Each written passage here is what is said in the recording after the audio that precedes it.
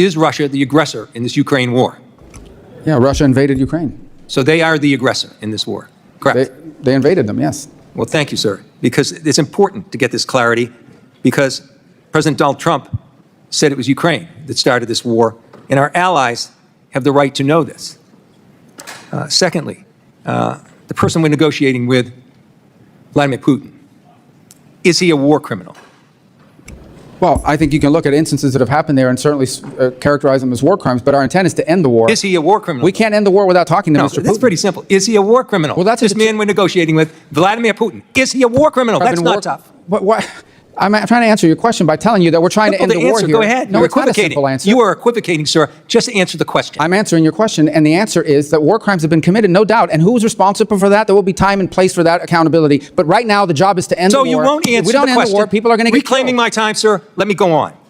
Why won't Secretary Rubio call Vladimir Putin a war criminal, even as evidence mounts of kidnapped children, attacks on schools, and civilian massacres? Watch this explosive exchange where political equivocation meets human tragedy, exposing the real cost of inaction. Secretary, in 1944, my uncle, James Arthur Keading, was serving in France, and as soldiers, his fellow soldiers were dying around him, he wrote a letter back in combat, back home, about the cost of human sacrifice and whether it was worthwhile to defend a piece of mud on the earth. Only a week after that letter, he answered that question while carrying lead in himself, as one of the people in his command was exposed and injured. He was wounded himself carrying lead and crawled out there, brought him back to safety, saved his life, and as he was going for another person, was machine gunned to death himself and killed in action. 400,000 other American families gave the same sacrifice, but the peace and prosperity that came forward in the world has never seen.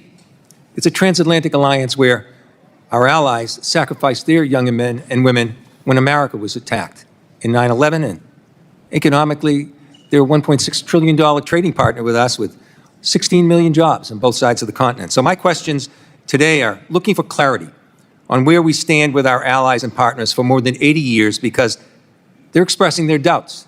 They're expressing their doubts publicly. They've expressed it to me privately. So as the face of our country, as the lead foreign policy representative in the United States, I'm just looking for this clarity. So first, simply answer this question, if you will. Is Russia the aggressor in this Ukraine war? Yeah, Russia invaded Ukraine. So they are the aggressor in this war, correct? They invaded them, yes. Well, thank you, sir, because it's important to get this clarity, because President Donald Trump said it was Ukraine that started this war, and our allies have the right to know this. Secondly, the person we're negotiating with, Vladimir Putin, is he a war criminal?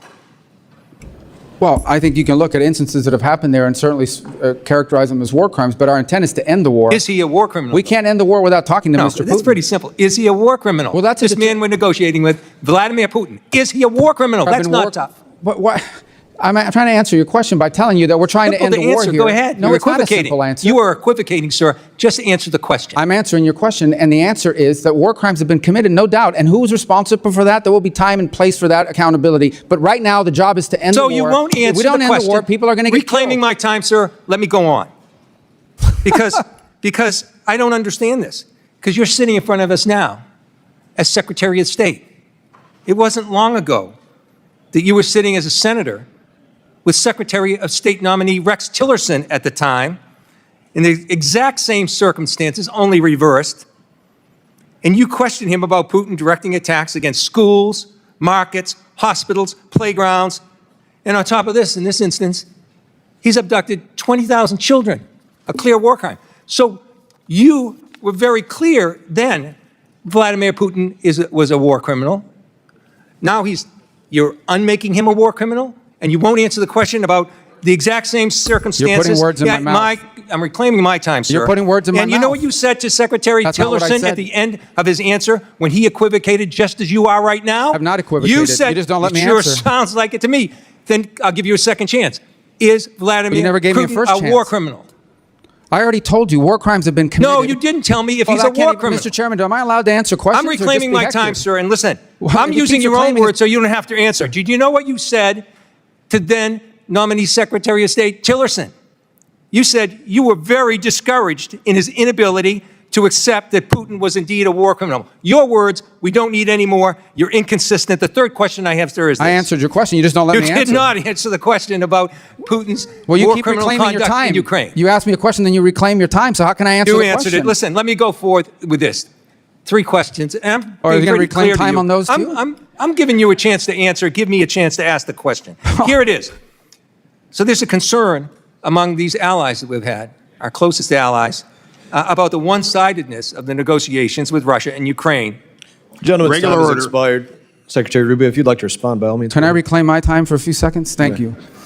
Number one, crimes have been committed in the war on Ukraine, and there will be accountability for that. But our goal right now is to end that war, because let me tell you, every single day that that war goes on, more people are killed, more people are maimed, and frankly, more war crimes are being committed every day that the war lasts. Number one. Number two, I don't know how European allies could say that. I talk to European allies literally every single day. I see or talk to the foreign minister of the UK and France and Germany more than I see or talk to Mr. my own kids in some days. Chairman, So these are all I'm false reclaiming my allegations. time now You have no time. because You're not you've given him recognized, Mr. time, Keating. and I ask unanimous Not consent. recognized, Mr. Keating. Chairman, You're not recognized. I'm asking for unanimous consent to Mr. put in the Keating, record. you're not recognized. The I Secretary am is speaking. asking unanimous consent to put in the record Mr. Keating, you're not the recognized. op-ed. Oh, so you're not going to recognize, Mr. Chairman? Not Point of order. recognized in this Anyone moment. that asks unanimous consent to put in for the record a document, Keating, you're not allowing you that? are not recognized right now. Your time expired. You might have a minute and a few. Mr. Secretary, please continue. The last point is our goal is to end this war. We have to be able to talk to both Point of sides order, in order Mr. to do it. Chairman. In order to be, we have to end this My conflict. time is answered. His time answering my question ended too. It's the next person's time. That's the rules in this committee. When you Secretary, won't even please let a continue. person enter into the record something from our ambassador till recently from Ukraine, Ambassador Brink, Mr. who Keating resigned should- because of the conduct Keating, of you this should keep a administration better eye of the clock after right in front 30 of you. years of service, sir. You should keep a better eye of the clock in front of you. Your time expired. Continue. Our goal is to end this war so more people don't die. And by the way, we want all those kids returned back to their homes that were kidnapped from their parents. We just want people to stop dying. Every day this war goes on, people die, things are destroyed, and lives are ruined. And we want it to stop. Thank you, Secretary Rubio. Did you have something you want to submit for unanimous consent? Thank you, Mr. Chairman. Now would be your opportunity. Thank you, sir. I want to submit for the record an op-ed by Ambassador Brink from Ukraine, the regional ambassador that was close until recently, 30 years of service of Democrat presidents and Republican ordered. ones. It's an op-ed that says So ordered. Trump's Ukraine Representative Weiss is no recognized. choice, and she details how So peace ordered. at any cost is Take yes appeasement, for an not answer. peace. So Thank ordered. you, sir. Representative Weiss is recognized. Mr. Chairman, I'd like to. This hearing exposes a fundamental tension between moral clarity and political convenience in U.S. foreign policy. Representative Keating's questions cut to the heart of accountability and ethics. He wants a simple, direct answer, yes or no, on whether Vladimir Putin is a war criminal. On the surface, it seems like a basic question of fact, but the stakes are far greater than semantics. Keating reminds us that leadership is not just about negotiation or diplomacy. It is about clearly articulating right and wrong, especially when millions of lives hang in the balance. Keating brings history and humanity into the discussion, sharing the story of his uncle who gave his life in World War II. This isn't just emotional storytelling, it's a lesson in perspective. Our allies in Europe and around the world have relied on the United States as a moral compass for decades, trusting that our words and actions align with the principles we claim to defend. When a top U.S. official hesitates to label Putin a war criminal, despite clear evidence, abductions of children, attacks on schools and hospitals, it sends a ripple of uncertainty not only to adversaries, but also to allies who depend on American leadership for global stability. Secretary Rubio's response, while technically accurate in acknowledging war crimes, is deeply evasive. He prioritizes ending the war over labeling the aggressor, which may seem pragmatic, but in reality, this kind of equivocation undermines justice. The message it sends is chilling. Accountability can be sacrificed for negotiation.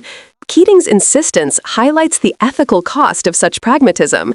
War crimes are not hypothetical. They are lived experiences, daily realities for Ukrainians who are being displaced, traumatized, and killed. Every day of delay and accountability compounds human suffering. This exchange is also a vivid lesson in consistency and credibility. Rubio had previously condemned Putin explicitly, yet today, under political pressure, he refuses to use the same language. That inconsistency matters. It's not just words, it's about trust, both domestically and internationally. When leaders equivocate, they erode the very alliances and influence that make U.S. leadership meaningful. Keating's approach demonstrates how lawmakers must hold officials accountable, not just for policy, but for language that shapes perception, guides diplomacy, and impacts lives. For viewers, this clip teaches that hearings are more than political theater. They are crucial mechanisms for oversight, accountability, and public education. It also underscores a broader lesson. Ethical clarity in leadership is essential, especially in the context of war, human rights, and international law. The way leaders define aggressors and label atrocities affects the course of diplomacy, the protection of civilians, and the preservation of global norms. If you care about truth, justice, and the credibility of American leadership, this is a moment to reflect and engage. Watch closely, discuss it, and demand transparency from those who represent our country on the global stage. Share this video, leave a comment with your thoughts, and make your voice part of the conversation. The people of Ukraine and the world deserve leaders who can name crimes clearly and act decisively.